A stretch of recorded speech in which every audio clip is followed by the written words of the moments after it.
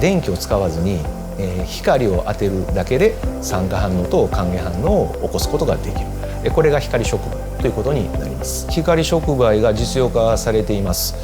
一番わかりやすいのは壁材ですね。家の外壁あるいは高速道路の、外壁って言いますか、発生してくる有害な物質を、光触媒が、吸着して太陽光の力を使って環境汚染物質を地球の大気から減らすことができる。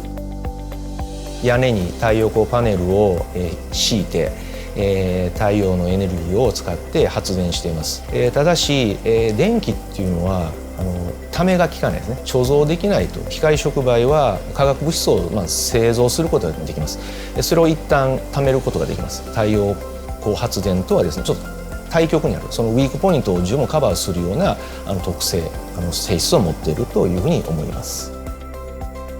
ものを作る、生産するというところに重きを置いていまして、例えば A という物質を役に立つ B という物質に変換する。通常は触媒を使って高温で、化学変化を起こします。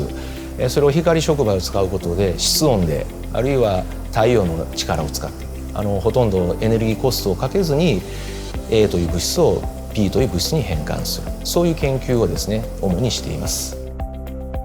光触媒として最も有名な物質は酸化チタンと言われる物質です。非常に安価で人体にも無害な非常に優秀な光触媒です。ただし紫外光にしか反応としないというもう根本的な弱点があります。可視光で反応する光触媒の開発を目指しています。光触媒全部色がついています。強いオレンジ色です。可視光を吸収しているということです。太陽光には紫外光よりもたくさんの可視光が含まれています。この可視光をいかに使うかっていうのが光触媒開発のポイントになっています。これらを使っていろいろな化学反応可視光で進めるということを目指しています。はっきり言ってこの研究はかなり厳しい研究です。優劣がはっきり出てしまうという意味で言うと競争の激しい世界でもあります。